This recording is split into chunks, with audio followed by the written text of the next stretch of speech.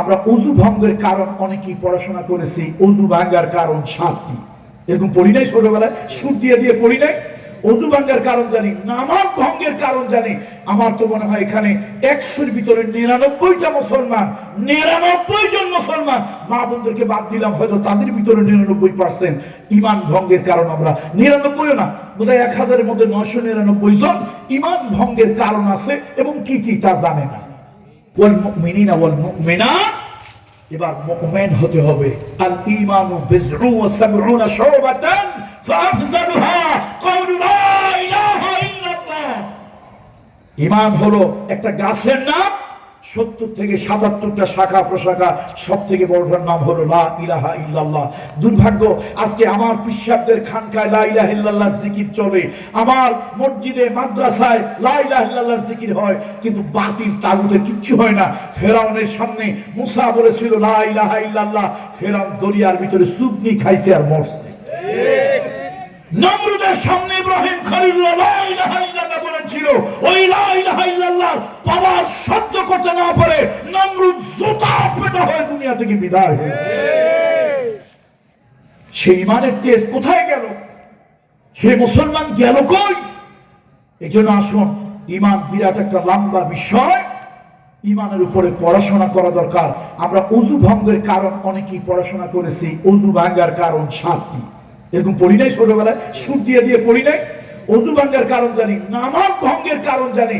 আমার তো মনে হয় এখানে 100-র ভিতরে 99টা মুসলমান, 99 জন মুসলমান, মা বোনদেরকে বাদ দিলাম, হয়তো তাদের ভিতরে 99% ঈমান ভঙ্গের কারণ আমরা 99ও না, বোধহয় 1000-এর মধ্যে 999 জন ঈমান ভঙ্গের কারণ আছে, এবং কি কি তা জানে না। তাহলে ওযু ভাঙার কারণ জানি, নামাজ ভঙ্গের কারণ জানি, কিন্তু ঈমান ভঙ্গের কারণ আমরা অনেকেই জানি না। এটা জানা দরকার।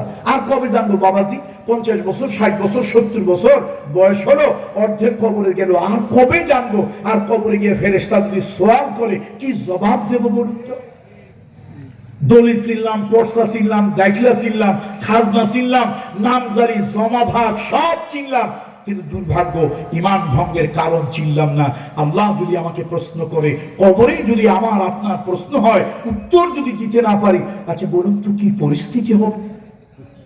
আল্লাহ তাআলা, আল্লাহ আমাকে সহ আমার শ্রোতা মণ্ডলীদেরকে ঈমান ভঙ্গের কারণ জানার তৌফিক আল্লাহ তাআলা তুমি দান করো। বলেন আল্লাহুম্মা আমিন। আর কথা বাড়াচ্ছি না। ঈমান এটা খুব গুরুত্বপূর্ণ একটা বিষয়।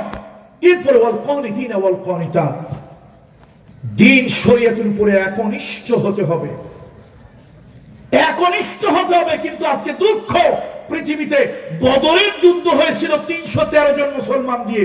আল্লাহ তাআলা গত 28 অক্টোবর, এই অক্টোবর না, লাস্ট ইয়ারে, গত বছরের 28 অক্টোবর আল্লাহ তাআলা আমাকে নিয়েছিলেন, জর্ডান গিয়েছিলাম। উদ্দেশ্য হলো বাইতুল মুকদ্দাস যাব, মসজিদে আকসা দেখব। কিন্তু আপনারা জানেন, পৃথিবীর নিন্দিত, ধিক্কৃত, কুলাঙ্গার, পাপিষ্ঠ এক জনগোষ্ঠী, তারা হলো ইহুদি এবং ইসরায়েল। ওদের কারণে আমরা যেতে পারিনি।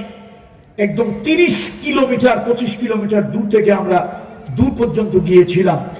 সেই জর্ডানে ক্যাপিটাল সিটি আম্মান, সেখান থেকে অ্যাপ্রক্সিমেট একটা আইডিয়া 125 কিলোমিটার দূরে আমি একটা জায়গায় গিয়েছিলাম। বিশ্বাস করেন, আমার আবেগ আমি ধরে রাখতে পারিনি।